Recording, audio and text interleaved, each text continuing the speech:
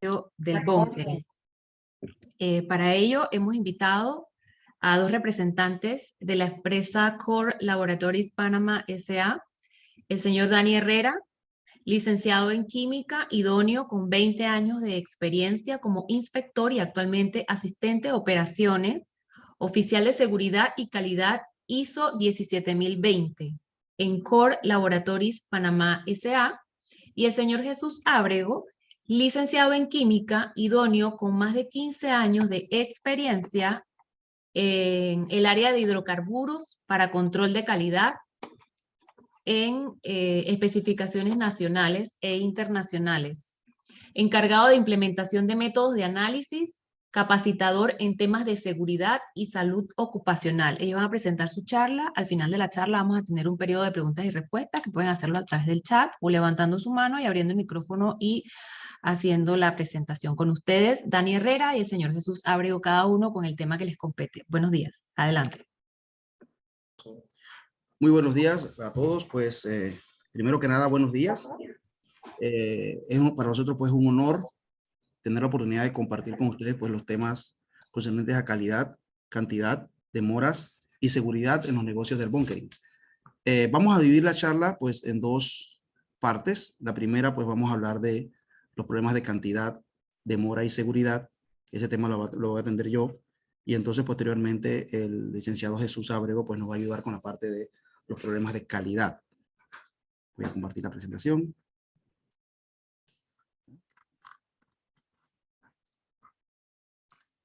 Un segundo para compartir la presentación.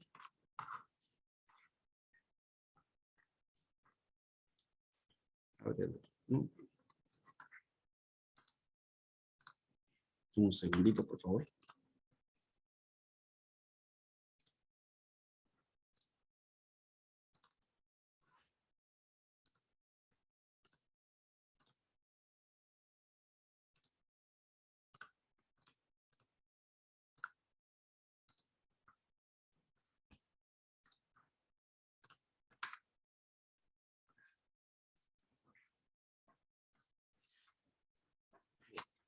Ok, comencemos entonces. Ok, entre los problemas de calidad, cantidad, demora, tenemos pues... Bien, primero que nada, para hablar un poco de Sable, o Core Laboratories Panamá. Somos una empresa pues que tenemos más de 70 sucursales en alrededor de más de 50 países aproximadamente, sigue cambiando. Y tenemos presencia pues a nivel nacional en atender pues negocios de carga, descarga, bunkering, muestreos, análisis de productos derivados de petróleo, hidrocarburos, lubricantes, aguas, scrubber wall wash, que estamos también en esa parte, aguas residuales y potables, pues a nivel nacional. Bien, comencemos. En Panamá se ejecutan pues varias actividades referentes a los hidrocarburos.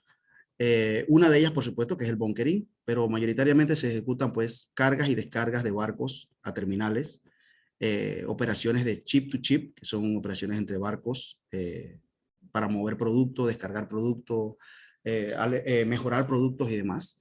Y también se ejecutan pues menormente, pero se ejecutan también pues cargas de barcos o embarcaciones de tanques de tierra hacia barcos o naves para exportación del producto.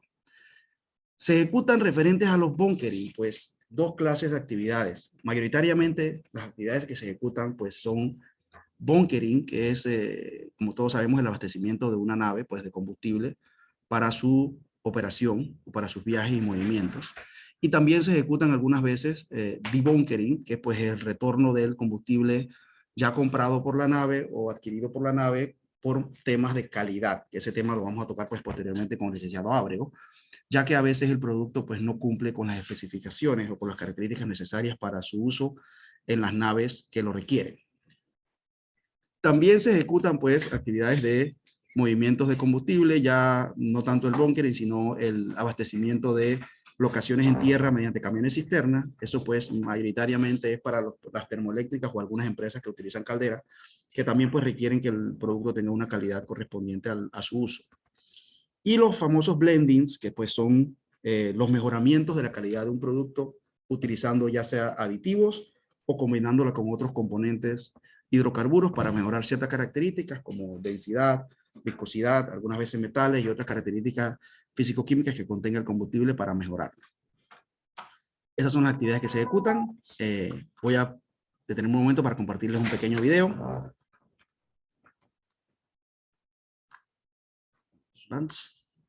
Video.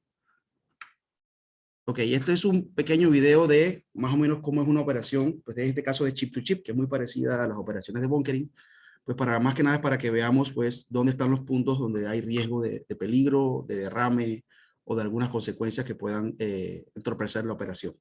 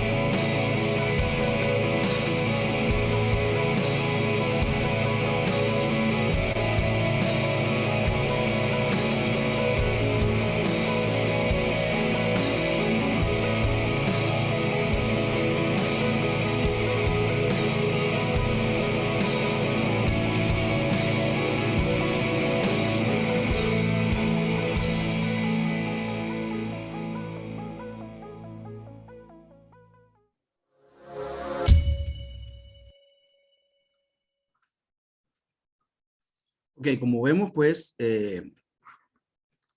estamos hablando de operaciones que se ejecutan con naves de muchísimo peso, solamente peso muerto es bastante, y hay pues cables involucrados, personal involucrado, mangueras involucradas, ratas de bombeo y demás, muchísimos puntos en los que pueden ocurrir pues accidentes de bastantes tipos, los vamos a mencionar posteriormente.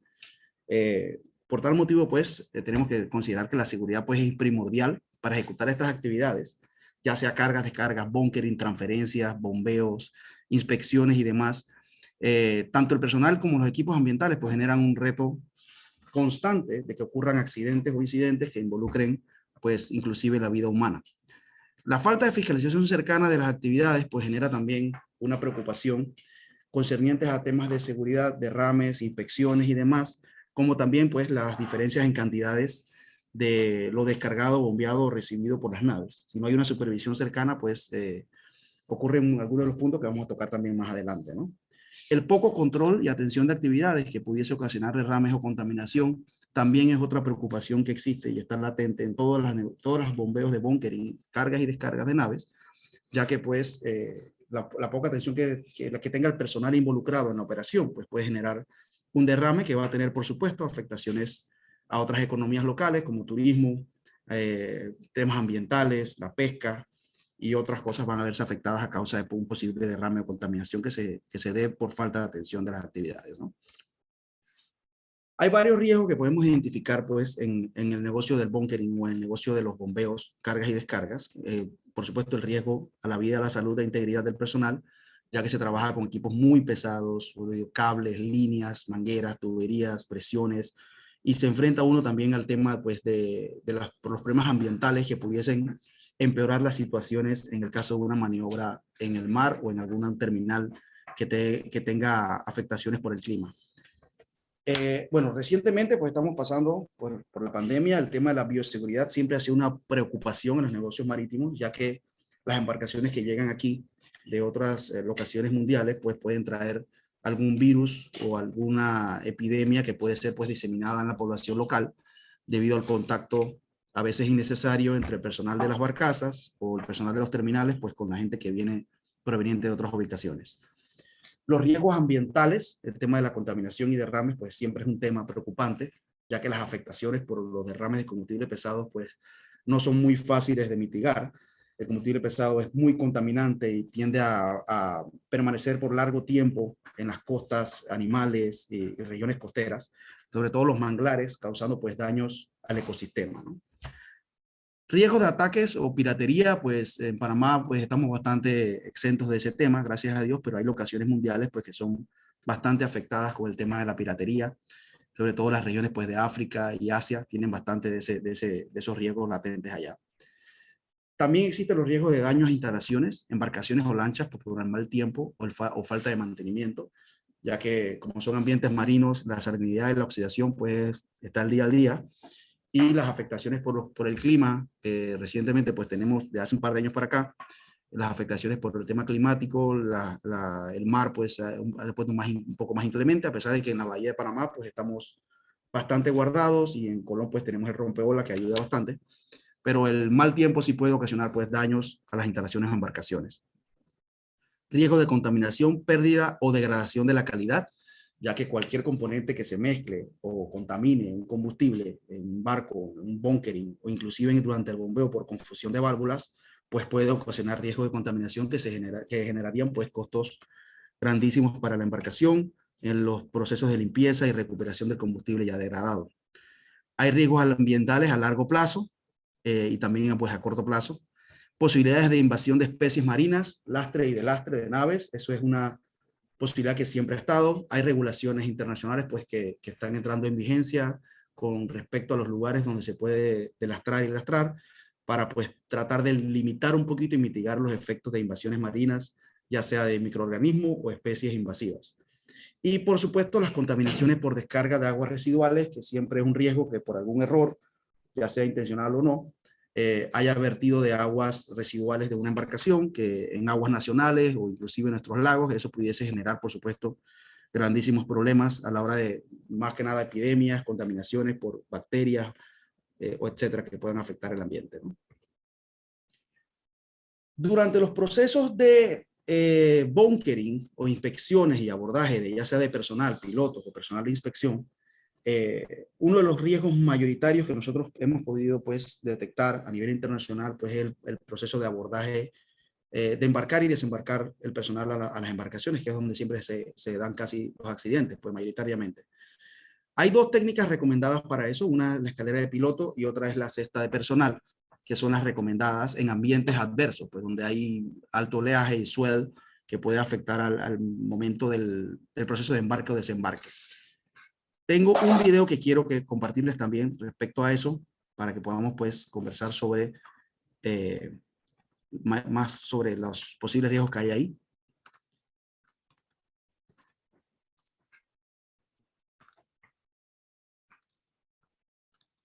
Segundo.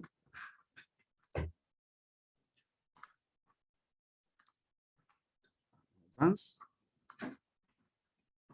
Ajá. Bueno, este video creo que habla por sí solo. Igual conversaremos sobre él.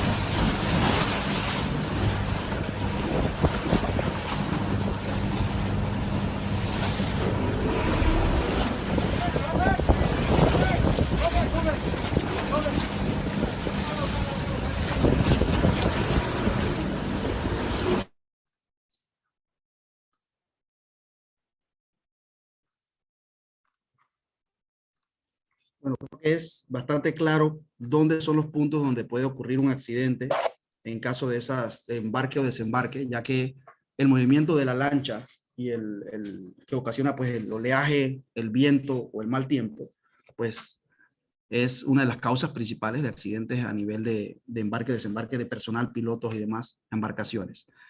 La mayoría de los accidentes de esta clase pues son fracturas, magulladuras, problemas de espalda, golpes, e incluso ha habido ocasiones en que pues ha habido fatalidades debido a esta clase de incidentes. Por este tema pues vamos a enfocar bastante el asunto de seguridad en el momento de abordaje y desabordaje de los personales de las embarcaciones. Pues más que nada la transferencia pues de personal, eso debe realizarse utilizando la escalera de piloto o la escalera de alojamiento o el basket, el famoso basket, en caso de que sea requerido. Pues hay limitaciones con respecto a la capacidad de los sistemas de abordaje, ya sea las canastas o la escalera, pues no deben de haber más de la cantidad de personas para la que fue designada o preparada ese equipo.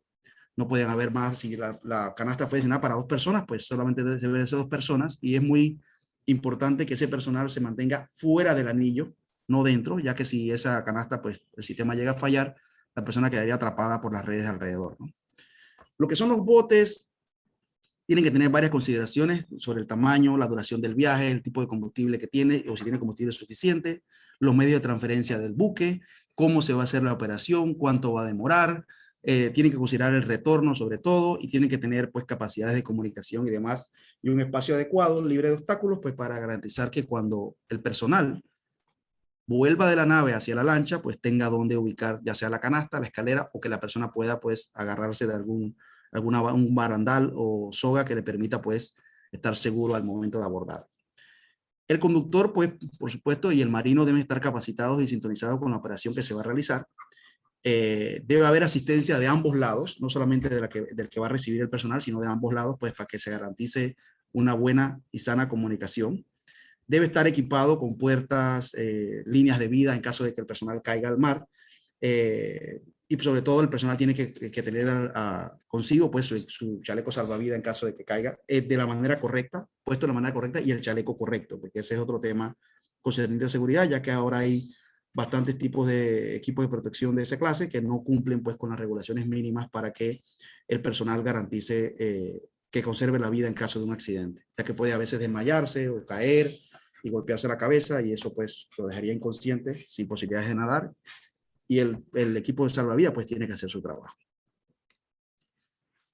En el proceso de transborde de personal, pues hay varios problemas que se dan, bastante comunes la mayoría de ellos. Pues uno de ellos es la mala comunicación entre la persona que se traslada, la que recibe, y la lancha y el barco. Eso muchas veces se ve limitado por el asunto del idioma. A veces la tripulación es insuficiente o inexperta, o no está preparada para los temas que se van a tratar en el abordaje. El efecto péndulo en los casos de la canasta también es otra situación que se da, que puede producir lesiones, ya que por el mismo movimiento de mar, la canasta tiende a balancearse y pues a golpearse contra las superficies y objetos que pueden estar libres en la lancha o el barco. Hay lesiones en la espalda y el cuello que se dan también en el momento de aterrizar la canasta, ya que el mismo oleaje hace que el choque de la canasta contra la lancha a veces sea brusco. Bajo rendimiento de la grúa, ese es otro tema que también afecta, ya que hay grúas que no tienen la capacidad o no están pues preparadas con temas de mantenimiento, cables o supervisión continua para asegurarse que los sistemas funcionen. El operador de la grúa a veces también es inexperto, ese es otro tema. El clima, el estado del mar, incluyendo el oleaje, altura, viento, movimiento swell, que se da bastante ahora en la Bahía de Panamá. La poca visibilidad y también la temperatura puede ocasionar pues que se den incidentes.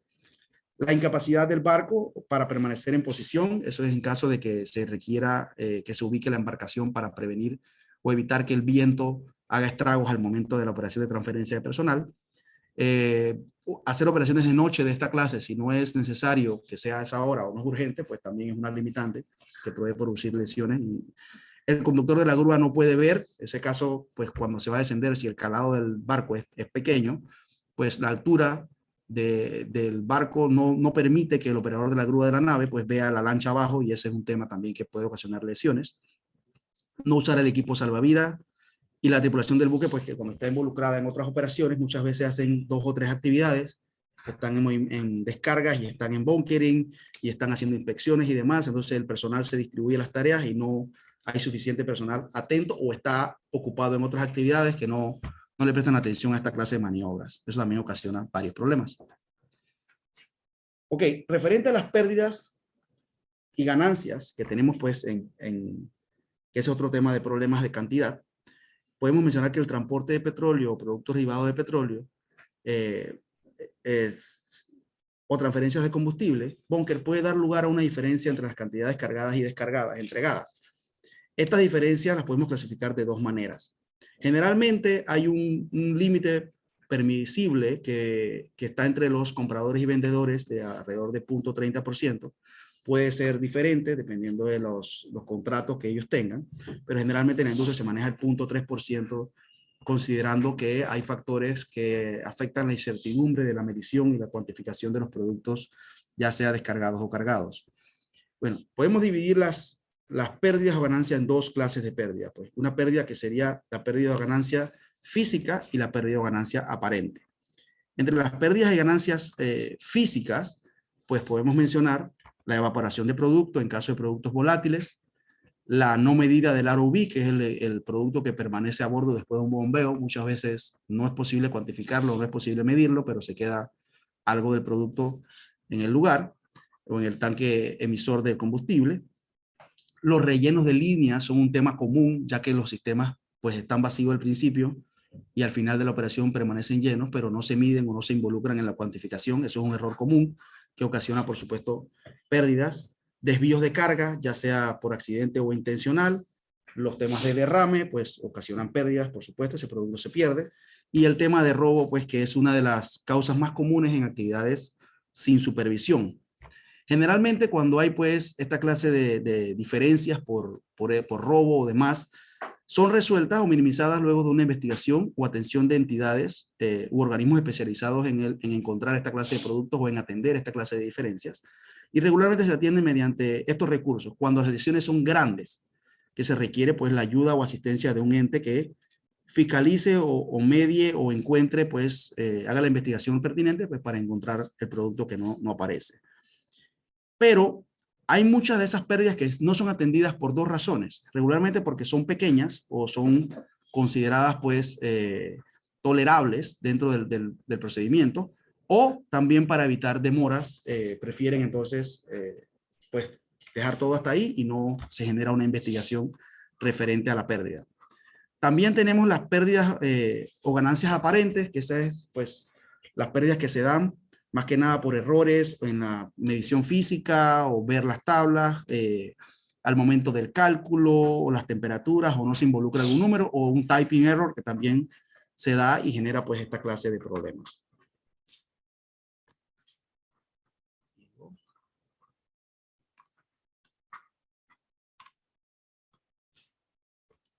Bien. Durante una investigación de esta clase, pues para encontrar dónde puede haber sido el punto donde se perdió el producto, pues tenemos dos secciones que se revisan regularmente, pues las mediciones de tierra y las mediciones del buque. En las mediciones de tierra, pues puede dar, estas mediciones también aplican para barcazas y barcos en caso de bunkering. En las mediciones de tierra, pues la medida de los tanques de tierra, los tanques con techo flotante, que pueden ocasionar pues diferencias si no se atiende o no se calcula correctamente. Metros contadores, que algunas barcazas pues también contienen metros contadores que ayudan a cuantificar la cantidad bombeada o recibida.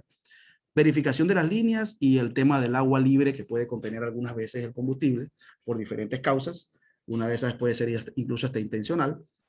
También tiene que ver pues la medición del buque, que tiene que ver con las tablas de calibración. El factor de experiencia, que es un tema también que tiene mucha recurrencia a la hora de los cálculos, ya que las embarcaciones tienden por condiciones físicas del mismo tanque o fallas en la calibración, pues a esconder o a aparentar productos que no tienen.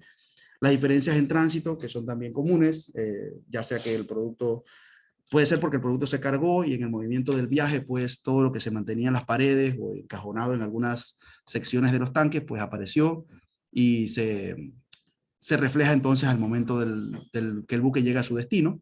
Y también pues las evaporaciones y demás que se pueden dar, también de diferencias en contra. Los cambios en almacenamiento, regularmente cuando hay cambios que el barco recibe en un tanque o la barcaza recibe un tanque y después lo transfiere para otro tanque, en ese momento pues se pierde producto, ya sea porque se mantiene un producto que le decimos clean gauge o ROV, que no se mide o no se puede bombear y ese producto son un par de centímetros, pues representa a veces cantidades bastante considerables. Lavado de tanques en caso de que se dé, y los SBLOPs en caso de que haya pues limpieza o drenado de líneas hacia los tanques del LOB, también puede generar entonces diferencias. Ambos, ya sea barcaza, barco o tierra, pues se ven afectados por factores comunes que son adicionales, que son la temperatura, la densidad y los factores de corrección de volumen que pueden pues afectar un poco lo que es el volumen o la cantidad final. La conciliación de carga, pues es un proceso que se hace para encontrar dónde puede haber sido la pérdida o dónde puede haberse dado el incidente. Y esa conciliación pues requiere la investigación requiere alguna recolección de datos en lo que se conforma o se completa un análisis VAR, que le decimos nosotros que es el Voyage Analysis Report, en donde uno coloca pues todas las cantidades, todos los pasos que se dieron durante una operación para entonces poder analizarlo correctamente. Completando el resumen, uno puede hacer una reconciliación e investigar el motivo de la pérdida, si fue typing error, fue aparente, fue físico, fue real, fue robo, o qué clase de pérdida fue la que se dio. Entonces se pasa a la adopción de medidas en su caso, que eso ya pasa a las entidades pertinentes, ya sea el comprador o el vendedor, para que se involucren en la situación, pues, y entonces lleguen a un acuerdo que resuelva el caso de la pérdida, ¿no? Para los movimientos de barco, pues tenemos la consideración de los 4 puntos, que no es limitada a esto, puede ser mucho más extensa, pero simplificada sería la conciliación de las cantidades donde se cargó el barco, donde llegó el barco al puerto de descarga y la conciliación de los tanques de tierra cuando reciben. Son 4 puntos: tierra, barco en puerto de carga, barco en puerto de carga versus barco en puerto de descarga, barco en puerto de descarga versus tanque de tierra en el puerto de descarga, y entonces se comparan también el bill of lading, que sería el puerto de carga, versus el puerto de descarga, cuáles son las cantidades. Generalmente, entre el punto 1, el punto 2 y el punto 3 y el punto 4, pues se dan variaciones donde afecta o influye mucho lo que es el Vessel Experience Factor, ya que ese factor de experiencia algunas veces regularmente se mantiene en 1, pero si es menor que 1, pues da ganancia, y si es mayor que 1, pues da pérdida en el puerto de descarga, porque el barco está reflejando una figura que no es real. Y eso se da dependiendo de la calibración de los tanques del barco o de la barcaza, pues a veces reflejan por errores de la calibración o del calado o de la inclinación trim o lis del barco, pues tienden a dar volúmenes que no son exactos con respecto a un tanque de tierra. Siempre es preferible pues comparar con un tanque de tierra, ya que es un tanque estático. Referente a las demoras, pues el tiempo acordado de las demoras se menciona en el contrato de fletamiento. Eso es un contrato que se da entre el comprador y vendedor y el que tiene la embarcación.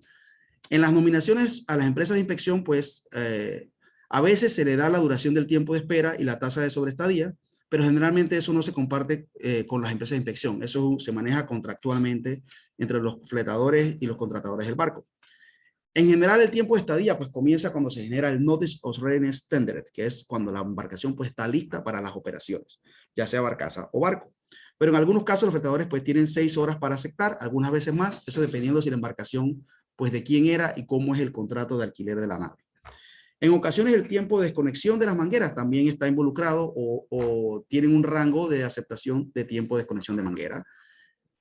Una vez finalizada la operación de carga, los fletadores pues deben liberar el buque y presentar los conocimientos de embarque en un plazo razonable. Esto hay un tiempo para que el buque pues pueda salir del puerto donde cargó hacia el puerto donde va a descargar. El tiempo razonable para entregar los documentos a bordo después de la conexión de la manguera puede variar de un fletamiento a otro y se estipula en un contrato de fletamiento. En la mayoría de los casos, una investigación de los estados de hecho pues deberá ser reportada para asignar responsabilidades y que entre las partes puedan llegar a un consenso de quién es responsable por el delay o el atraso que se dio durante la operación. Esto considerando pues que la mayoría de los barcos contienen un rango de aceptación o una rata de cobro por día de aproximadamente $25 por día, prorrateado por hora, que también pueden cargarle ese cargo, ya sea prorrateado por hora o por día, pues a la entidad culpable del atraso. Algunas veces el número es mucho más grande dependiendo del tamaño de la embarcación, o más pequeño, pues dependiendo nuevamente del tamaño y la ubicación y la clase de actividad que genera la embarcación.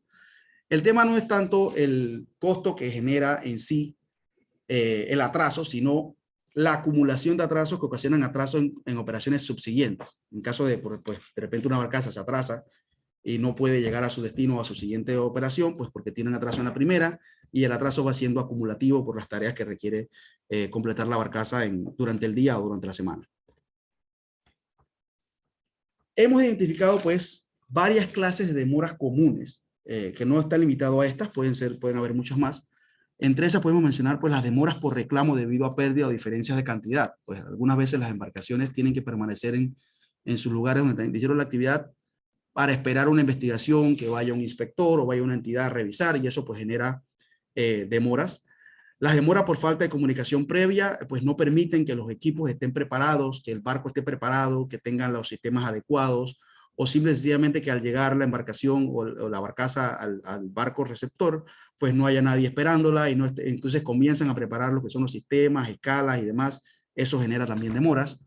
Las restricciones de bombeo o limitaciones por seguridad, pues también es otro tema que ocasiona demoras. Demoras por seguridad, papeleo y otros procedimientos.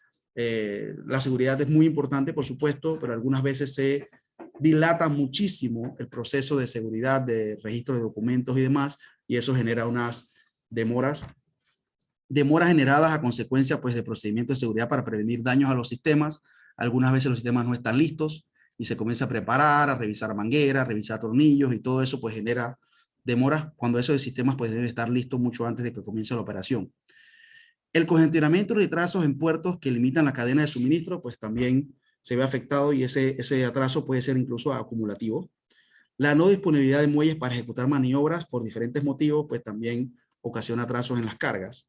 Falta de equipos marinos como remolcadores, lanchas, etcétera, a la hora de las maniobras pues también genera atrasos. Restricciones adicionales como la ubicación o actividades a luz del día. Algunas operaciones o algunas embarcaciones pues solicitan que se les atienda pues en horas de día por temas de seguridad y eso genera también atrasos. Y las demoras por causas ambientales que son también muy comunes, mal tiempo, tormentas eléctricas, fuertes vientos y demás, genera también atrasos. Algunas veces los atrasos pues son un compendio de varias de estas razones y se generan atrasos de horas, incluso a veces hasta días, por combinación de varios de estos temas. Así que sí, es un tema bastante importante. Bien, las operaciones de bunkering, por ser de bunkering, pues son bastante propensas a que ocurran pues derrames y fugas de petróleo durante las operaciones de abastecimiento. Son una fuente principal de la contaminación por derrames operacionales de los buques. La experiencia ha demostrado pues, que muchos de esos errores que se dan a la hora de los bunkering o derrames, pues son errores que se pueden atribuir a error humano, ya sea por falta de atención, por poca supervisión o simplemente porque los equipos no fueron atendidos, mantenidos o preparados adecuadamente para hacer las operaciones. Es esencial que todas las operaciones de abastecimiento de combustible pues, se planifiquen y ejecuten cuidadosamente. Debe tenerse en cuenta que la contaminación provocada por los vertidos de combustible pesado es especialmente dañina y difícil de limpiar. Más adelante vamos a ver pues, las características del combustible con el licenciado Jesús y pues van a apreciar la clase de combustible que se usa y es bastante difícil de limpiar. El personal involucrado en la operación de abastecimiento de combustible a bordo no debe tener otras tareas, ya que esto puede entorpecer, pues por supuesto que su desempeño o su atención en los diferentes temas de seguridad, tratamiento e inclusive transferencia del personal. También se debe hacer referencia a los peligros de gases, sustancias peligrosas y de inflamabilidad asociados con los aceites combustibles residuales, ya que a pesar de que es un combustible pesado y no tiene un flash point o un punto de ignición tan bajo, sigue siendo un combustible que puede pues, encenderse con fuentes de calor o demás, y también pues tiene gases dañinos que si no se atienden o no se trata de manera segura, pues pueden ocasionar daños a la vida humana. Entre los procedimientos de abastecimiento, el operador pues debe considerar varios elementos para poder hacer la actividad de manera segura. Pues determinar que existe espacio adecuado para que el búnker o el volumen del búnker a cargar pues quepa en el tanque. Esto es una causa bastante común de derrames, pues el sobrellenado de los tanques. A veces no calculan el espacio que se requiere y esto ocasiona pues derrames. Hay que controlar las válvulas tienen que estar ajustadas para que la rata pues no sea tan alta, por el pumping rate.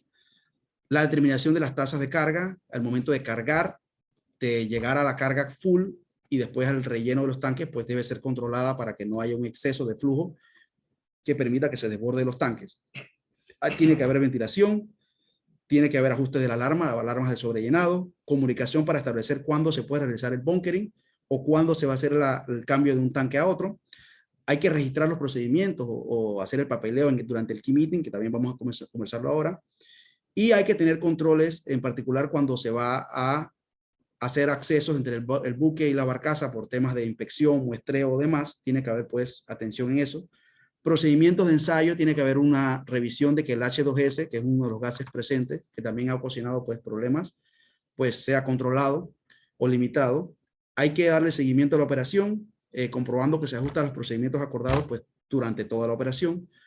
Establecimiento del volumen máximo de carga para todos los tanques, disponibilidad de arreglo de contención o equipo de contención en caso de derrame o de spillage. Hay que tener pues equipos disponibles y hay que tener equipos para ejecutar la operación con seguridad. Con los temas de transferencia y bunkering también pues hay responsabilidades que deben respetarse en la embarcación, ya sea barco, bunkering o barcaza. Pues el primer responsable en esta clase de operaciones pues es el capitán, que es la persona autorizada para la transferencia y que debe estar involucrado pues, en toda la operación para asegurarse de que se haga de manera segura. Debe estar a cargo o al menos al tanto de todo lo que se está ejecutando. Debe asegurarse de que antes de permitir la transferencia pues todas las condiciones sean seguras y aptas. Y también puede pues, deslindar la responsabilidad a un oficial a cargo, que generalmente es el primer oficial. El primer oficial, pues, es el que tiene el mayor peso durante la operación, ya que él tiene que supervisar, debe tener una vista clara de todo el tiempo de lo que se está haciendo, ya sea de bunkering. En el caso del bunkering, pues el oficial, el ingeniero, el a cargo, y en el caso de pues, otras transferencias, el oficial, el primer oficial de la embarcación. No debe tener ningún otro deber en ese momento, ya que debe prestar especial atención a que la operación se haga de manera segura. Y las personas que se transfieren en caso de transferencia, pues son informadas y entienden todos los procedimientos de seguridad. Deben mantener una buena comunicación entre las partes.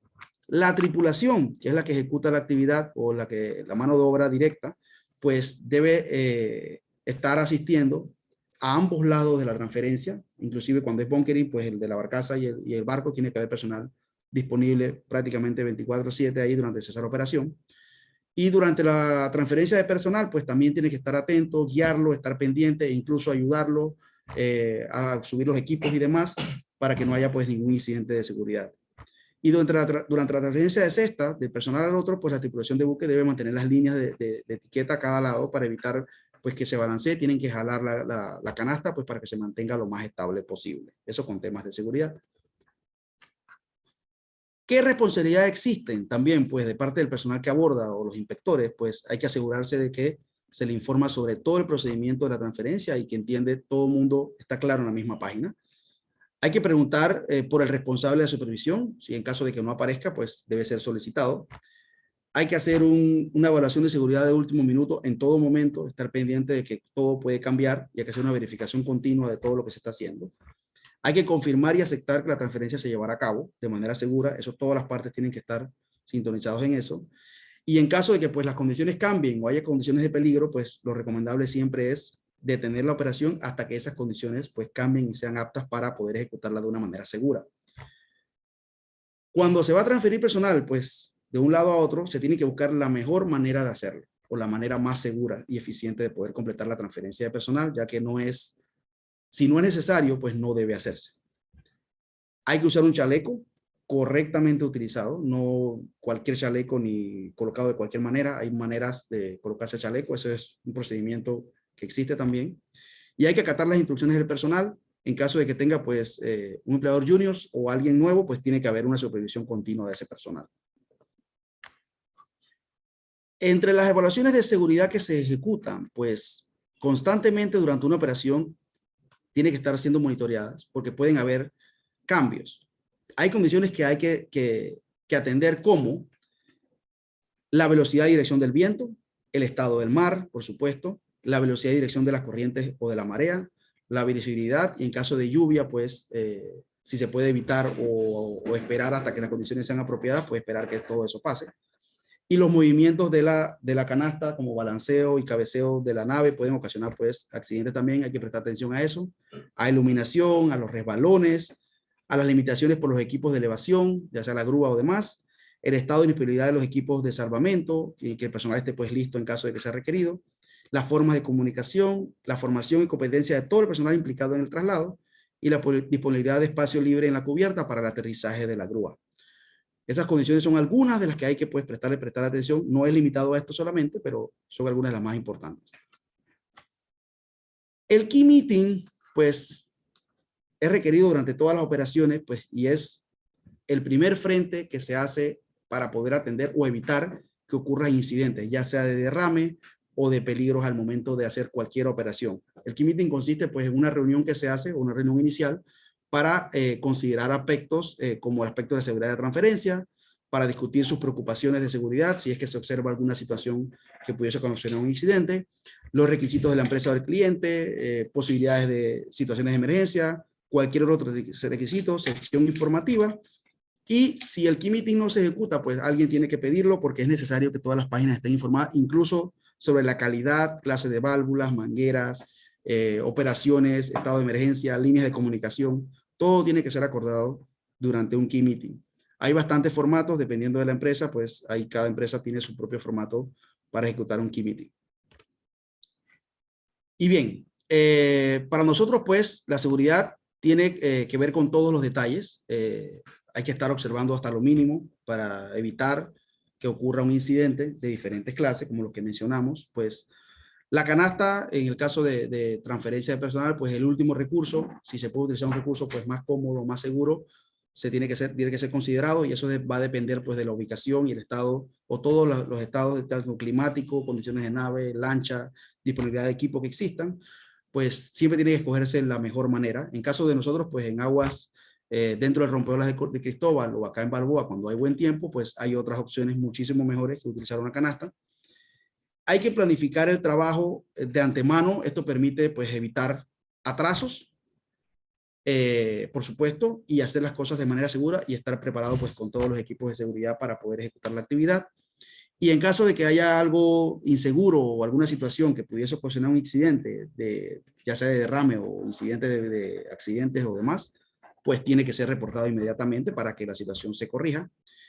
Y si en su posición pues se considera que el procedimiento no se puede hacer de manera segura, pues no se debe hacer.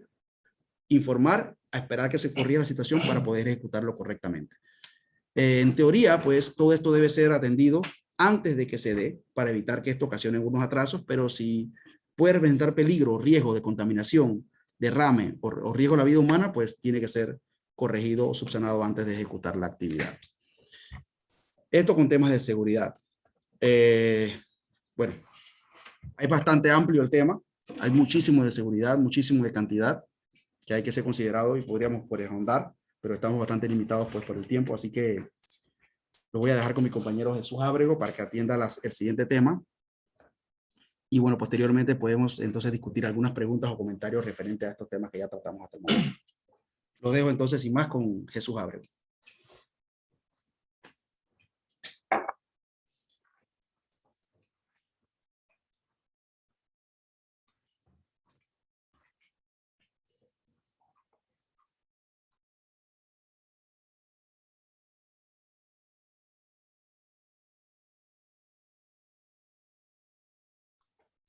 Sí, buenos días a todos.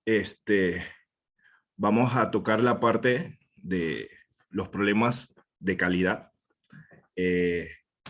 Mi nombre es Jesús Ábrego, soy licenciado químico, especialista en hidrocarburos, y vamos a tratar de llevar este tema de una manera bastante sencilla. Utilizaré algunos términos algo técnicos, pero siempre bajo la linealidad de la sencillez, ¿no?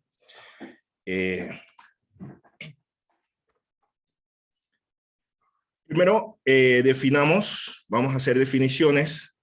Nos hacemos la pregunta, obviamente, ¿qué es calidad?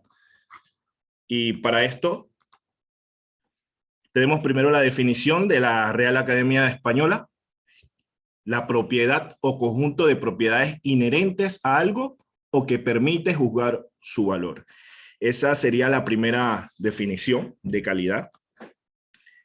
Y la segunda que muestro es la que dice la normativa ISO 9000, que es el grado en que un conjunto de características inherentes cumplen con los requisitos. Si vemos, básicamente las dos definiciones de calidad son parecidas, son iguales. Nos enfocamos entonces en lo que dice la ISO en cuanto a lo que es grado. El grado se refiere precisamente a la clasificación que tiene el producto como tal, ya sea un producto, una marca, etcétera, un servicio. Pero en el caso del combustible, nos basamos específicamente en el grado de este combustible. Y ese conjunto de características que tiene este producto de X grado es inherente a él, o sea que es parte precisamente de la función o de los requisitos que debe cumplir. Y estos requisitos precisamente son normativas internacionales, normativas locales, que tienen que ver con seguridad, que tienen que ver con salud y que tienen que ver con el uso del mismo producto a nivel ya de maquinaria, a nivel de equipos. Entonces, esos, para plantearlo, serían las definiciones de calidad. Bien, el tema de problemas con que arrancamos el título, el cual es un tema que de por sí es desafiante por la palabra problemas, lo queremos llevar ampliamente al tema de situaciones o irregularidades que pueden suceder con el manejo de productos. No necesariamente refleja una condición específica en un área específica, sino que es globalizado, ¿no? Los problemas de calidad con el combustible no solamente lo vemos en Panamá, sino a nivel mundial. Entonces, basándonos en esto, lo vamos a hacer de una manera general y poniendo puntos críticos en el tema de los problemas de calidad. Y entiéndase de que son situaciones, en algunos casos, extremos. Dicho esto, de esta manera hay que decirlo, y es una realidad, a nivel mundial el petróleo, los grados de petróleo son más pobres. Entendamos pues más pobre, pues obviamente los suministros o los yacimientos de petróleo cada vez son más explotados, y obviamente algunos grados han bajado, no su calidad, pero sí su forma de obtención, y esto incluye que la materia prima para la práctica de refinación sean entonces sometidas a procesos más intensos. Esto produce obviamente una degradación en la calidad de los aceites residuales. Entendamos por aceites residuales el fuel oil y el bunker. A partir de esta presentación hablaremos tanto de aceites residuales como general, fuel oil o bunker. Y por ende las mezclas de esto. Esto también conlleva que cierta contaminación en los aceites de tipo marino también sean afectados, ¿no? Entonces, esto lo ponemos como principal causa de que se vea afectado directamente los aceites residuales, el fuel oil. ¿A qué ha llevado esto? A que cada vez los propietarios de buque, los propietarios y operadores tengan que aumentar la carga de trabajo, el manejo, el tratamiento de combustible de las tripulaciones, y en casos extremos, como se lo mencioné, han causado fallas catastróficas ya en los motores, ¿no? No se limita a ningún tipo de motor en específico, ni se restringe a un grado de combustible como tal, sino que nadie en realidad, como lo decimos aquí, ningún operador es inmune. ¿Por qué ponemos esto de manifiesto? Porque no se restringe solamente al fuel oil, al residual. Hay otros productos, de hecho, de uso comercial que también pueden traer problemas en algún momento, ¿no? Esto viéndolo, de nuevo repito, de una forma amplia. Hay que mencionar también que hay una pequeña, digo, relativo al porcentaje de lo que es la participación de la industria marítima en los precios mundiales del petróleo, ¿no? Estadísticamente, la industria marítima tiene un porcentaje un poco más bajo, y también en las prácticas de refinería. Entonces, lo que queda en consecuencia de esto es que los operadores deben equipar sus buques con herramientas necesarias, no solo herramientas correctivas, sino herramientas preventivas, ¿no? Para solucionar estos problemas que pudiesen tener con el tema de calidad en combustibles. A medida que el grado va disminuyendo en el crudo y la calidad del combustible, obviamente va a haber un impacto en la economía, en la confianza del motor, y se verá influenciado en la capacidad que tengan a bordo para tratar esto adecuadamente. Bien. Este diagrama bien sencillo de lo que es el proceso de refinación del crudo es parte de lo que vengo hablando, ¿no? Si ven, lo más sencillo, desde la parte más sencilla, que el crudo se somete a altas temperaturas y una destilación, vamos obteniendo diferentes productos, ¿no? Desde los más livianos en la parte más alta, que son los hidrocarburos más livianos con número de carbono de 1 a 4, hasta la parte más baja, que serían ya los más pesados, que van desde carbono 50 a 100. Si observamos al lado derecho, vemos que cada punto de destilación tiene un proceso extra. Entre más procesos tenemos de refinación, obviamente los productos residuales, que entendemos por fuel, por búnker, por asfalto, obviamente van a estar un poco más degradados. Entonces, por eso se pone la comparativa. A años anteriores, los procesos de refinación del crudo no eran tan excesivos, por dar una definición. Hoy en día tenemos muchos más procesos, tenemos tecnología de alta gama para producir productos de alta gama, sobre todo de alto octanaje en la gasolina, los jet fuel, los kerosene. Entonces, esto afecta indirectamente a lo que son el búnker y el fuel como tal. Eso es lo que se pone de manifiesto en esta gráfica.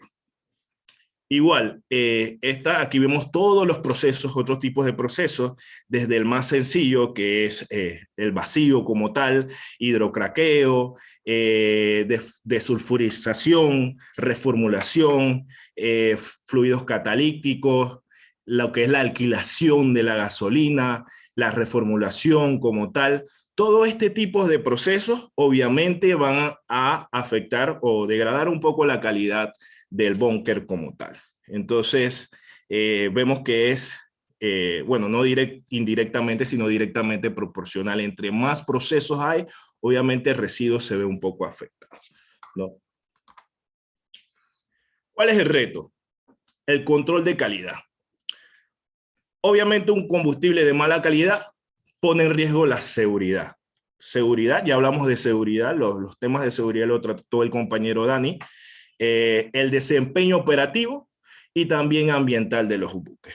Es por eso que las normativas internacionales tocan todos estos temas en lo que son las regulaciones, la seguridad, el desempeño y el tema ambiental. Como hay una calidad muy variable en todo el mundo, entonces los riesgos de contaminación pueden ser perjudiciales. Entonces debe gestionarse todo lo que es el tema para las reparaciones y demás, ¿no? Obviamente el reto sería implementar controles de calidad más efectivos para evitar llegar a lo que son las pérdidas económicas, de tiempo y de reparación. Ok, ahora vamos a tocar los que son los parámetros. Vamos a hablar específicamente de los parámetros principales o los que consideramos principales, porque hay muchos parámetros. Estos en su mayoría están dentro de la normativa ISO 8217 del 2017 y se basan específicamente en los efectos que pueden tener un producto con problemas de calidad, específicamente en estos parámetros. En el caso de la viscosidad principalmente tiene una restricción más que todo para el almacenamiento, la manipulación. Generalmente o tradicionalmente los productos, los búnker, el fuel, se comercializa por su viscosidad, ¿no?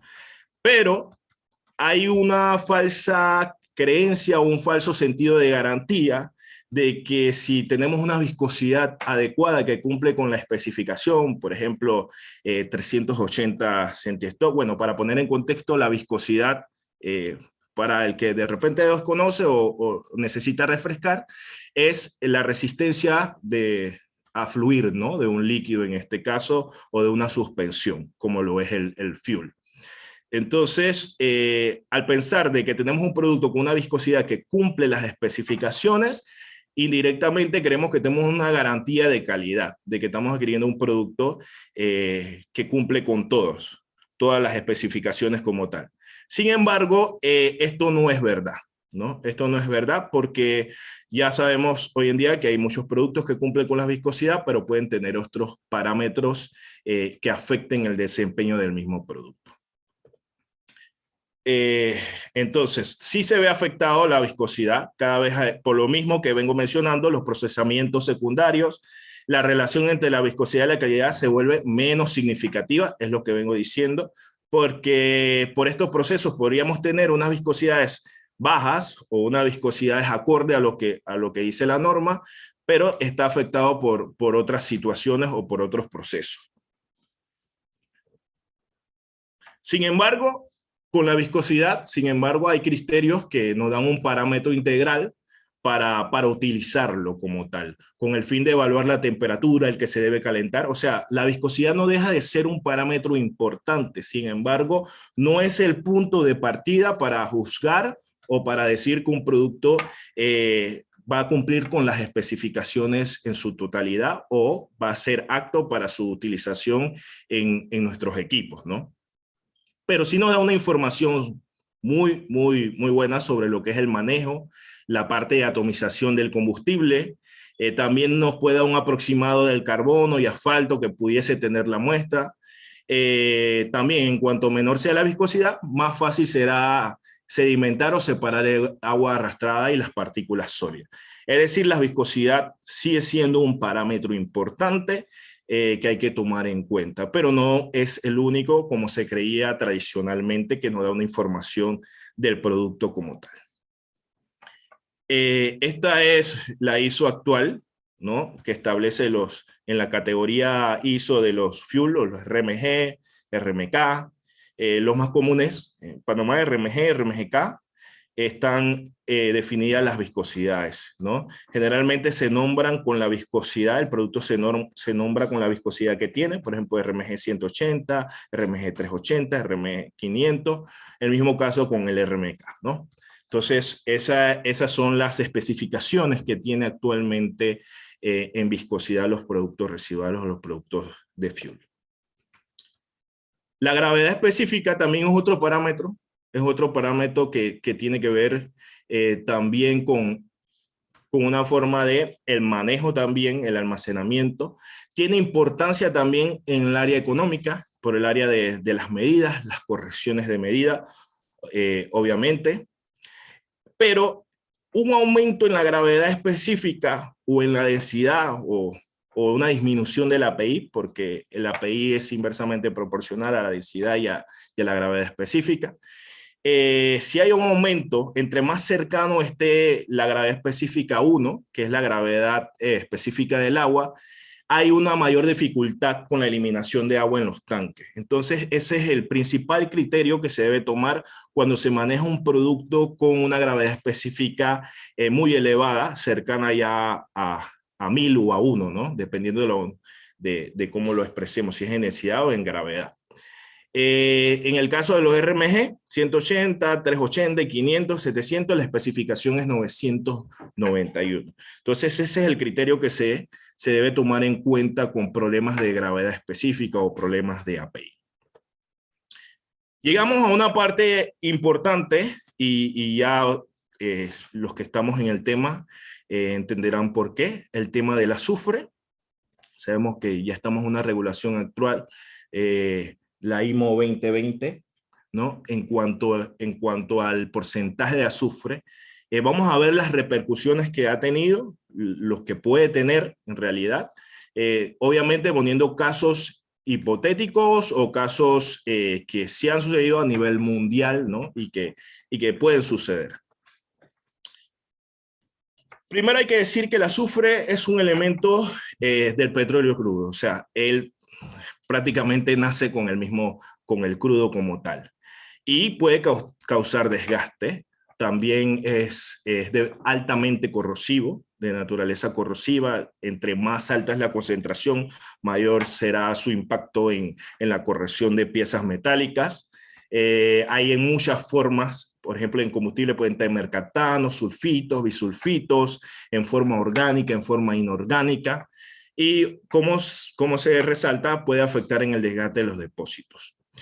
¿Qué pasa? Cuando se combina con soluciones acuosas, forman lo que son ácidos, y estos corren los componentes obviamente metálicos.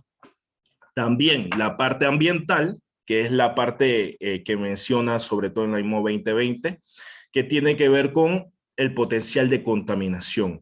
Ya los estudios han demostrado que influye directamente en el aumento de la lluvia ácida, ¿no? Es un contaminante directamente hacia el ambiente en temas de lo que tiene que ver con el aire puro. Las normativas internacionales de salud ya lo catalogan como un contaminante directo o potencial, perdón.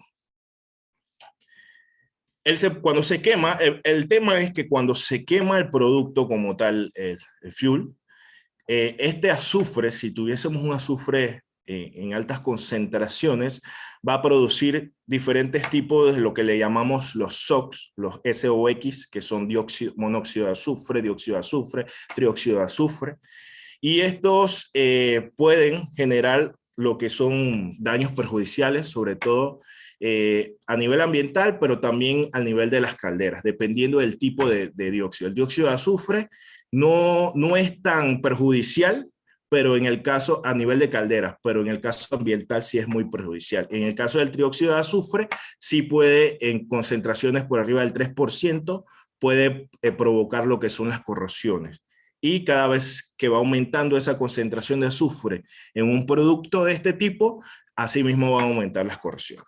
Las imágenes ilustrativas, a la derecha tenemos los tipos, uno de los tipos de metilmercaptano o etilmercaptano que podemos encontrar de azufre, y una molécula como tal, este es el dióxido de azufre. El método que utilizamos para monitorear en temas de control de calidad de productos es el método, uno de los métodos, ACTM 4294. Este equipo que muestro aquí es de nuestro laboratorio.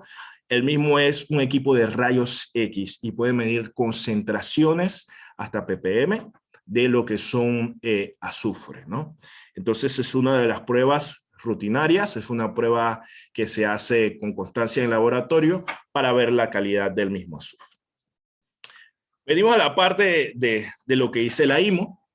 Es un convenio internacional, es un conjunto de reglamentos para prevenir la contaminación del medio marino.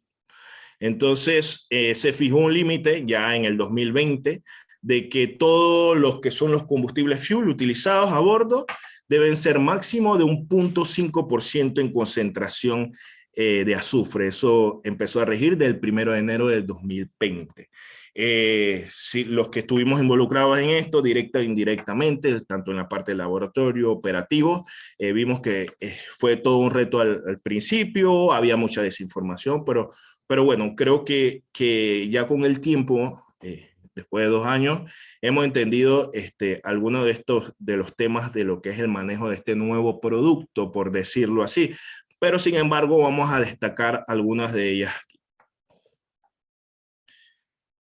Bueno, aquí como que hacemos un recuerdo de lo que pasó. A partir de 2015 estaban delimitadas las áreas secas, que eran las áreas que eran consideradas de emisión baja de azufre, no podían ser mayor a 0.10. Eran áreas específicas, tenían que tener, si no tenías combustible de este tipo de 0.10%, se utilizaban lo que eran depuradores o scrubber como tal, ¿no? Aquí vemos una comparativa entre lo que fue las normas internacional IMO y los requerimientos internacionales IMO en cuanto a la emisión en las áreas controladas, y ya la IMO 2020 que es global, ¿no?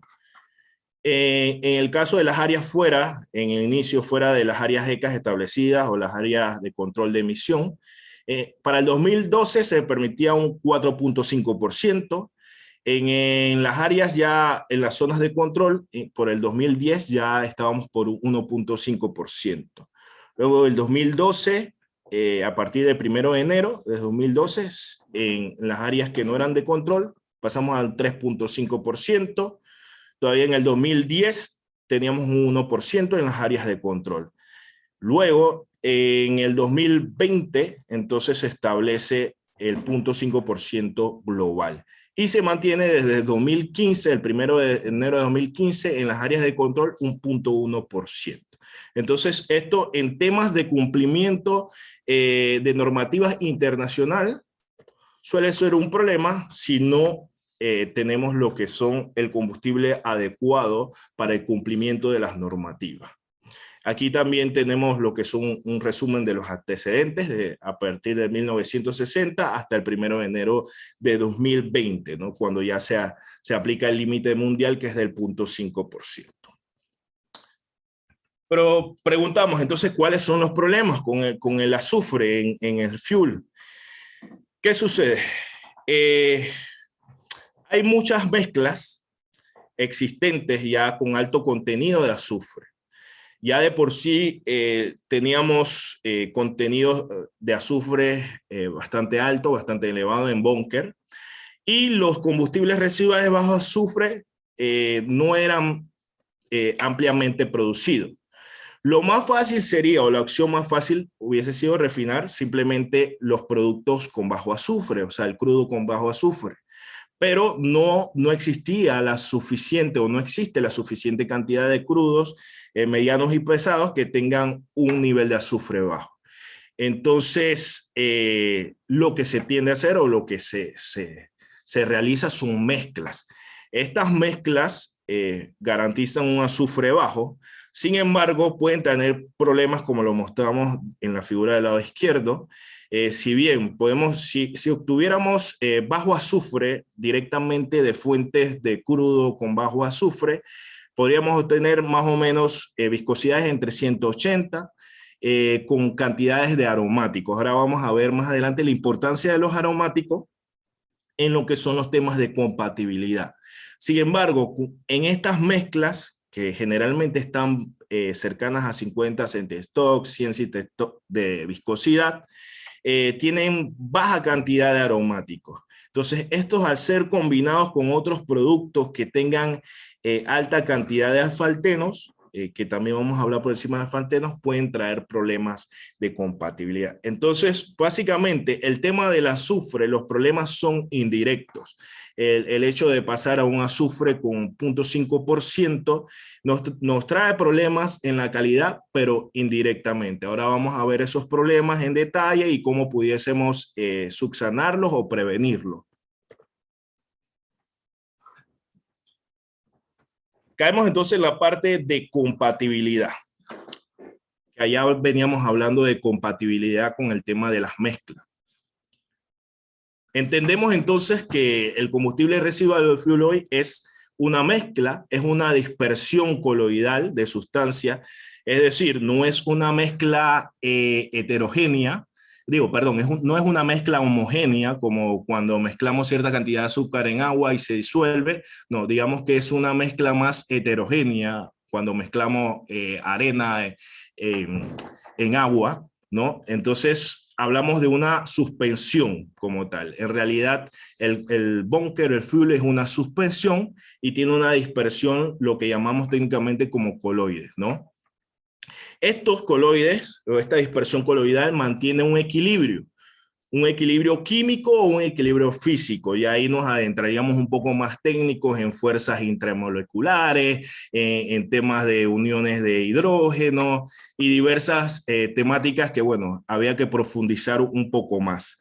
De hecho, el estudio de estos coloides, sobre todo en el tema de los asfaltenos, que son los principales dispersiones coloidales que puede tener el búnker, es un tema bastante amplio de estudio, ¿no? ¿Qué sucede? Cuando estas fuerzas de equilibrios se alteran, se tienden a precipitar. O sea, ellos están dispersos, y ahora os lo voy a mostrar en una gráfica que tengo aquí. Pero antes hablemos de los asfaltenos. Estos asfaltenos si vemos son unas estructuras bien complejas, tienen un peso molecular alto. Ellos están dispersos en todo lo que es el mismo fluido o el mismo búnker, ¿no? Cuando se mezcla un fuel pesado con alto contenido de asfaltenos, con fracciones más ligeras que tengan componentes alifáticos, lo que llamamos alifáticos son cadenas lineales o cadenas de carbonos que no son aromáticos. Ahora muestro una gráfica de la diferencia entre lo que son alifáticos y asfaltenos o aromáticos como tal.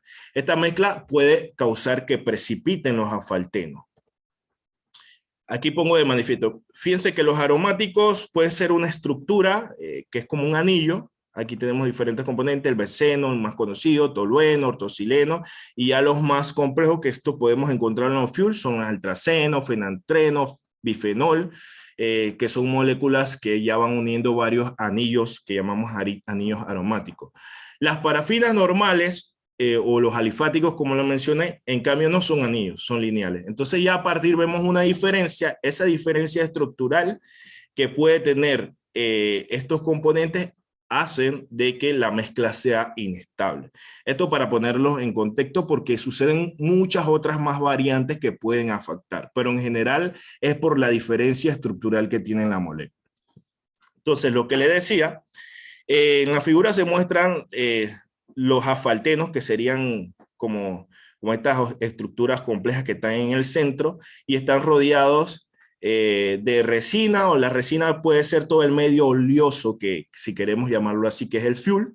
Al mezclarlos con parafinas, con un producto altamente parafínico, si la cantidad de aromático no es suficiente, estos asfaltenos que están dispersos empiezan a moverse, empiezan a unirse, a buscarse. Nos vamos con el principio de que lo igual atrae lo igual, lo diferente lo repele.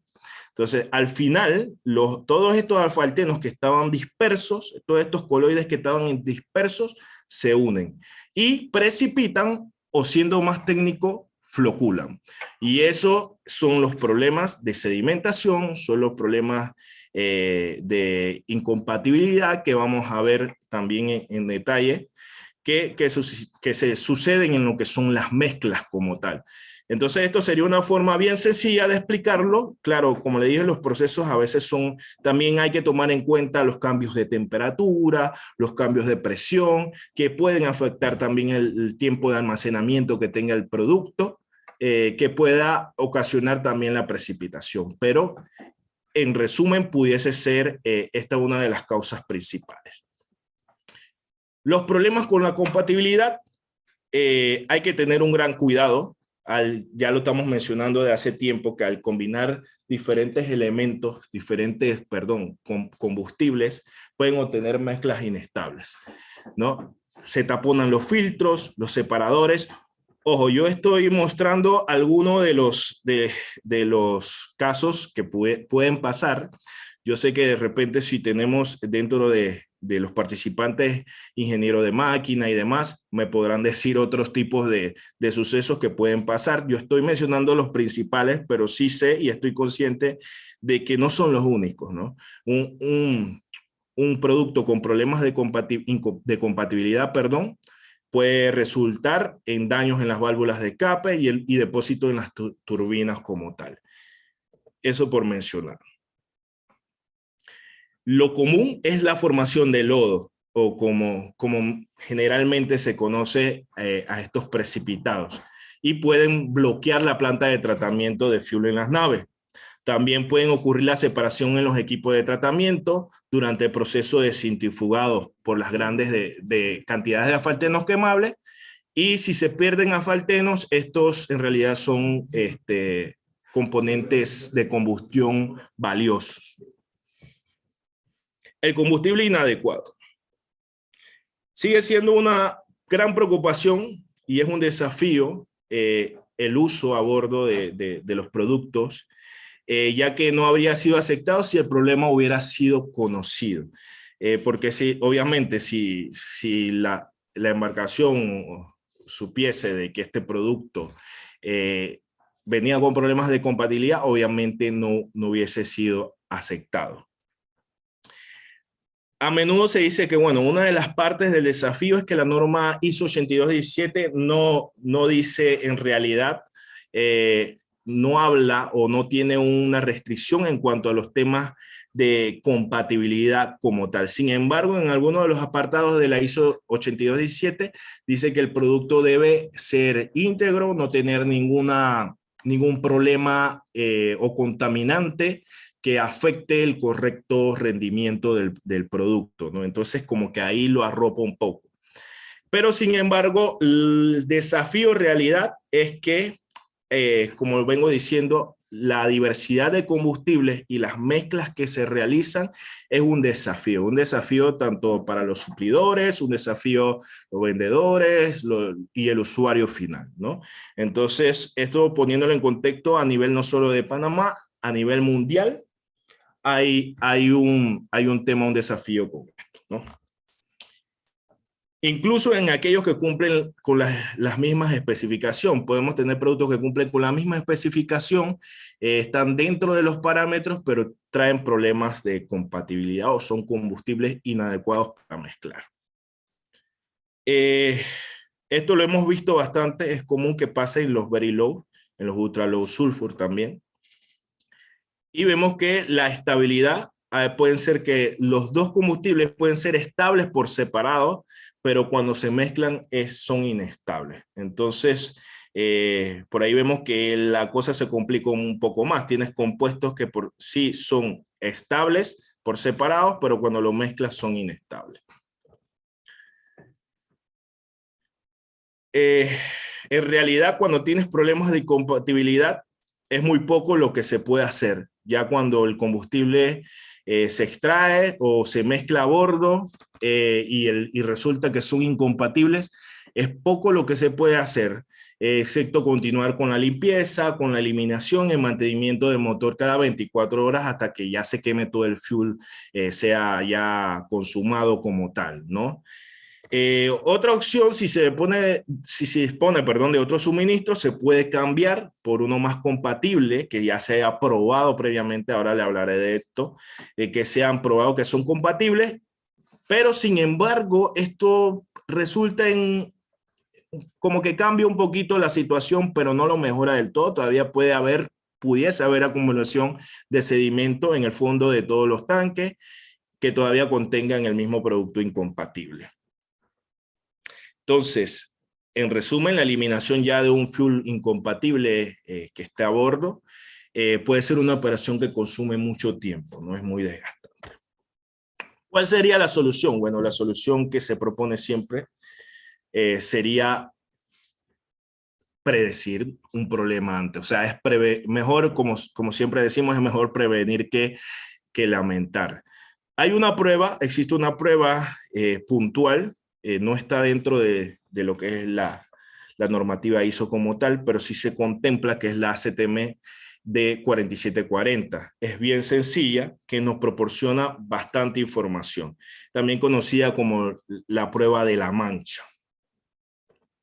¿En qué se basa la prueba de la mancha? Tenemos un rango de lo que es la compatibilidad en diferentes formas.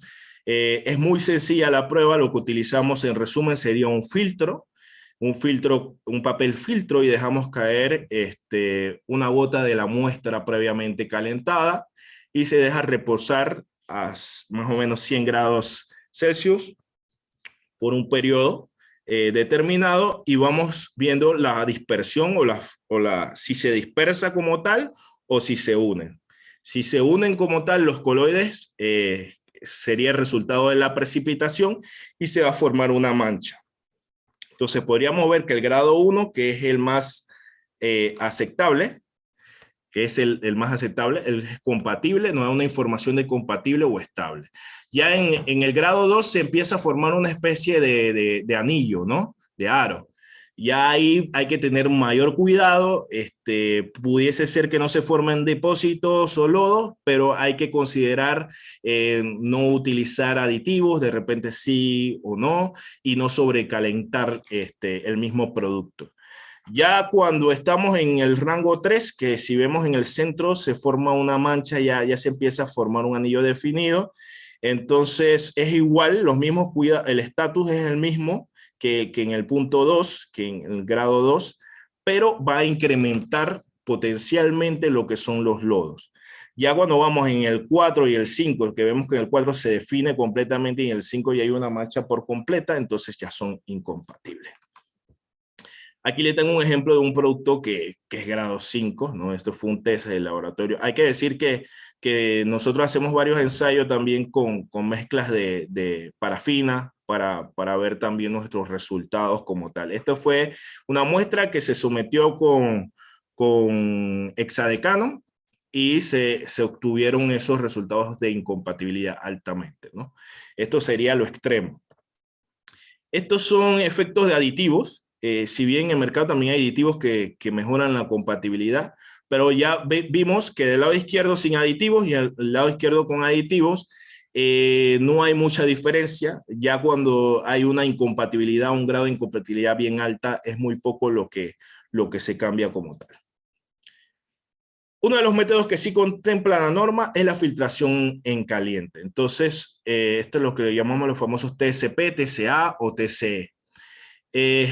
El combustible inestable, como cualquier otro, puede flocular, puede tener sedimentos como tal, y esto se puede evidenciar por una filtración. Estos son los equipos que utilizamos para la filtración como tal. Lo que obtenemos al final serían en estos filtros los sedimentos o los floculados. Si ven, el de la izquierda está completamente lleno de lodo, prácticamente se tapó el filtro, tiene algo de residuo todavía de combustible.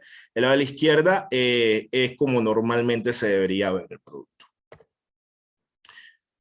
Productos de la oxidación también, por temas de almacenamiento, como se lo mencionaba, pudiese ser que los productos se oxiden y puedan formar también lo que son precipitados como tal. Digamos, un producto puede ser estable cuando sale de refinería, por decirlo así, y se transporta y todo lo demás. Una vez que se almacena, ya sea en los tanques de la embarcación u otro tipo de tanque, pudiese ser que por un largo periodo de tiempo y dependiendo de las temperaturas, si son muy elevadas, este combustible pudiese tener precipitación de los productos. Se recomienda, lo que dice la literatura, que sea a bordo por un tiempo inferior a 3 meses, ¿no? No debiese pasar de 3 meses lo que son el almacenamiento. Y se recomienda, obviamente, quemar primero el que tiene el combustible más antiguo, ¿no? A partir de la fecha de abastecimiento. Otro de los contaminantes, bueno, otro no. Estos son contaminantes que pudiésemos encontrar en lo que son los productos que también afectan o traen problemas de calidad, y los voy a resumir en estos, lo que le llamamos los metales. El vanadio de sodio, que es un producto, el vanadio, en el caso del vanadio, es inherente al petróleo crudo, también proviene de la misma composición del mismo crudo, entonces lo vamos a encontrar obviamente naturalmente en el fuel oil. Él contribuye mezclándose con el sodio, que es un contaminante externo por vía marina. Cuando se mezcla en altas temperaturas con el sodio, forma una especie de pasta, y esta pasta, mezclado los dos, es altamente corrosiva y dañina, ¿no? Entonces, el vanadio y el sodio por ahí juntos traen problemas. Contaminantes externos, el aluminio y el silicio en realidad no forman parte del fuel oil ni tampoco del crudo, pero en los procesos, que era lo que mencionaba al inicio, cada vez los procesos de lo que son tratamientos de refinación traen problemas también directamente en el fuel. Ya es bien conocido, la parte de los aluminios y silicios, los llamados los finos catalíticos. Esos son partículas altamente abrasivas como tal. Otro de ellos, contaminantes externos, zinc, calcio y fósforo. ¿Por qué lo determinamos? Pues se considera que en concentraciones, que ahora creo que tengo las concentraciones ahí en cuanto a lo que dice la normativa ISO, se considera en esas concentraciones exceso de zinc, calcio y fósforo, se catalogan como hulos, que son desechos de lubricantes usados. Estos generan cenizas. Si lo viéramos en contexto, cuando quemamos una muestra con alto contenido de hulos, zinc, calcio y fósforo, vamos a tener una ceniza en cantidades altas, ¿no? Nosotros en el laboratorio lo vemos de manera micro, pero sí nos imaginamos de manera macro ya cómo sería cuando se quema el combustible con estos productos, ¿no? Y esto obviamente ocasiona daños y deterioro. Esas son las normativas tanto para el sodio, el vanadio, el aluminio y silicio. El sodio anda en los RMG por 100, igual que los RMK. Aluminio y silicio 60, es la sumatoria de los dos. En el caso de los hulos, hay la restricción de que si el calcio, por ejemplo, si el calcio es mayor de 30 y el zinc mayor de 15 ppm o miligramos por kilogramo, entonces se considera como una contaminación por hulo. O si el calcio es mayor de 30 y el zinc el fósforo, perdón, mayor de 15. El caso de vanadio nos mantenemos en 350 ppm como el máximo. Y en el RMK 450. Estos son algunos de los equipos que utilizamos en la parte de control de calidad de los productos. El de la mano izquierda es conocido como ICP, es un generador de plasma. Se utiliza para medir metales, no solamente en fases orgánicas, sino también en fase acuosa. Del lado derecho, esto es una absorción atómica, hace lo mismo que el ICP, solo que de una manera diferente. Uno es por emisión y otro por absorción. En alguna otra oportunidad podríamos profundizar más sobre el uso de los equipos, solo lo traigo de manera ilustrativa. Todas las impurezas, ya sea cenizas, aguas, metales y otros sólidos, pueden traer problemas, ya lo hemos visto, como depósitos en las cámaras, orificios en la válvula, en los aros. O sea, en general, cualquier impureza que pueda tener el combustible, ya sea metales, ya sea residuos, cenizas, otros sólidos, va a traer deterioro en todos los equipos.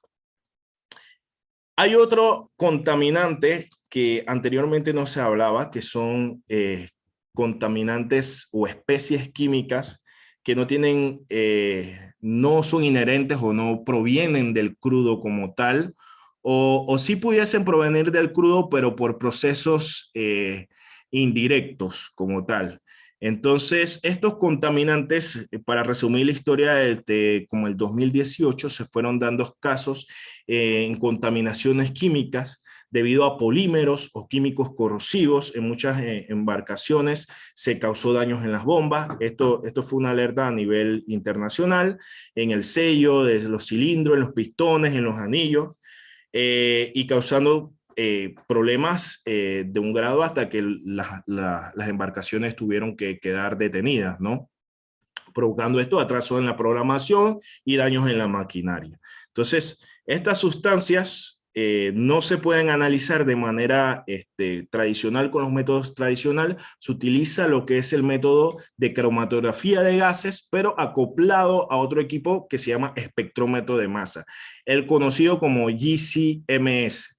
Estos son todos los contaminantes o los contaminantes que se determinaron en un estudio previo por la ACTM, que es el método ACTM 7845, presentes en diversas muestras, ¿no? En resumen, la cromatografía de gas separa todas las muestras, de las muestras del producto como tal, sus componentes, y el espectrómetro de masa se encarga de decir o de ver qué componente es. Es una prueba sumamente sensitiva, es una prueba sumamente viable para este tipo de investigaciones, porque esto es más que todo un trabajo de investigación que se hizo.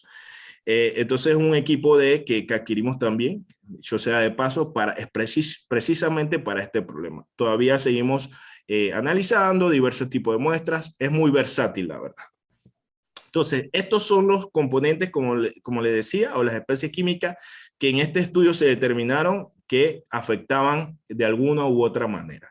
Si vemos, en su mayoría son fenoles. Los fenoles son de tipo ácido, tipo corrosivo. Una muestra contaminada con cualquier tipo de fenol en concentraciones ya arriba de 100 ppm, 300 ppm, puede aumentar lo que es el número de acidez, que no lo mencioné aquí, pero que también una acidez alta obviamente trae problemas de corrosión como tal. También tenemos otros componentes como el estireno, como el estirenglicol, todos los que son derivados estireno, pueden polimerizarse. Pueden polimerizarse y traer problemas de taponamiento como tal. Hay uno que no está aquí, que es el 4-cumilfenol, que fue uno de los componentes más estudiados en ese momento. También trae problemas de polimerización como tal. Esto es un análisis de cromatografía de gas. Son señales que nosotros con señales espectrales o picos cromatográficos como tal.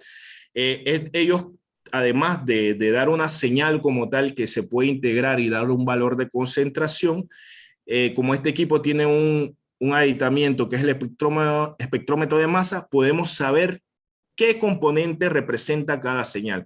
En este caso, por ejemplo, en este ejemplo, este producto o este estándar tenía lo que es el fenol como tal. El equipo tiene una literatura que correlaciona las señales, las masas, por eso se habla de masas, de esta señal, y puede correlacionar con el producto que es. En este caso encontramos fenol, encontramos el famoso 4-cumilfenol también, que son componentes contaminantes, como le dije, que traen problemas como tal.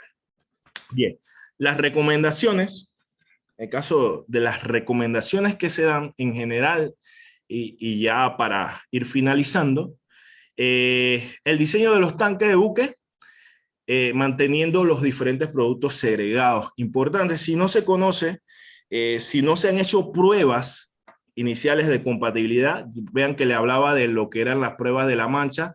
Si ustedes si no se ha realizado la prueba como tal de compatibilidad, no se recomienda, o sea, lo que se recomienda es que tener productos diferentes segregados. Obviamente, si ya se confirma que el producto es compatible, entonces sí se pueden mezclar como tal.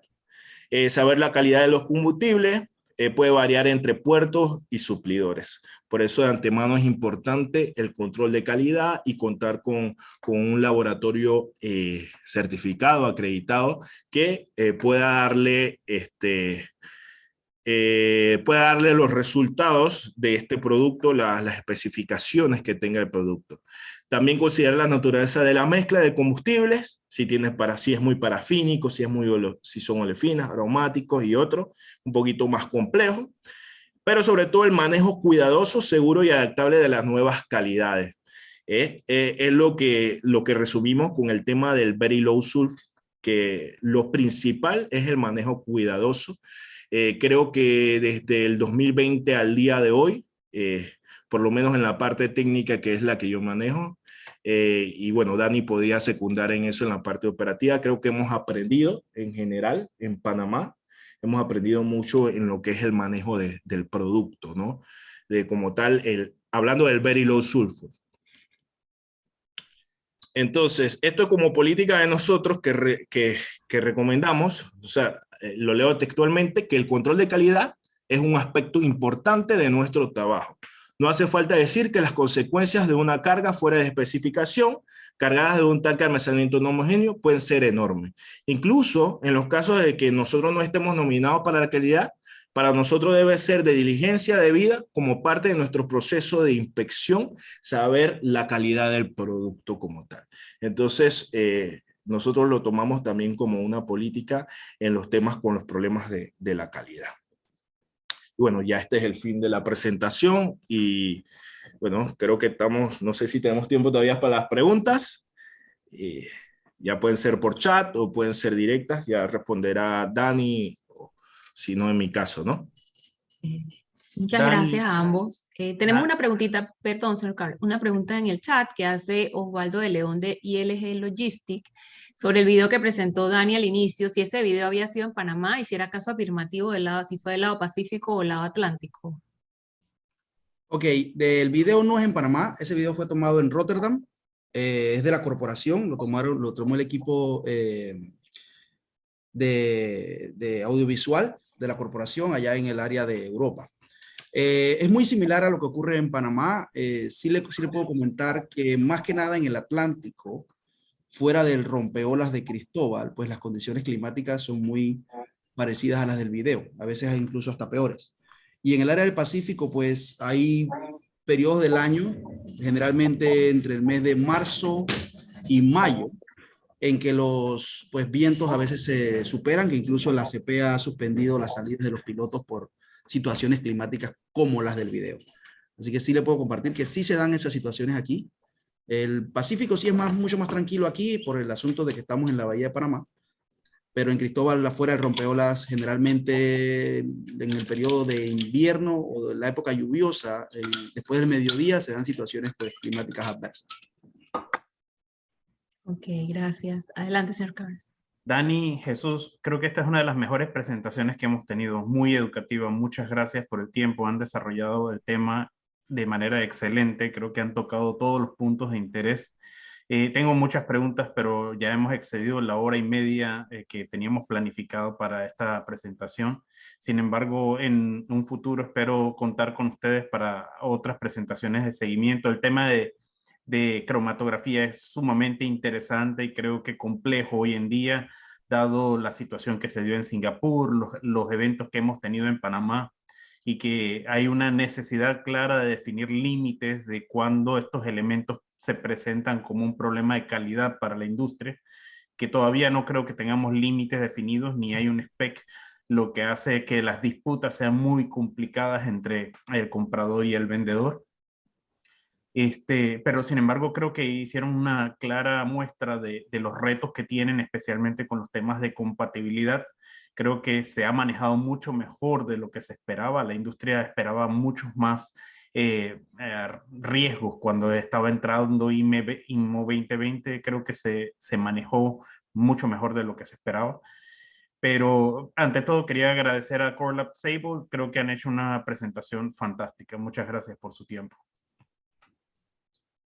Bueno, gracias de antemano de parte de nosotros, por haber prestado su atención, y para nosotros, por supuesto, que es un placer poder compartir nuestro conocimiento, nuestras capacidades y bueno, como siempre estamos con las puertas abiertas en caso de que se requiera un apoyo o lo que necesiten saber referente a temas de calidad, seguridad o el tema que nosotros podamos compartirle y ayudarles. No sé si quieres dejar algún correo, de manera que si alguien quiere hacer una pregunta, se las puedan enviar directamente a su correo, Dani o Jesús, aquí en el chat, si lo pueden pasar o me lo comparten. Y al momento de compartir la grabación, ponemos sus correos allí, y si alguien quiere ya algo más específico conversar con ustedes, creo que sería bastante importante. Ok, sí, casualmente estoy compartiendo los correos ahorita mismo, para que cualquier pregunta o consulta, pues estamos a sus órdenes.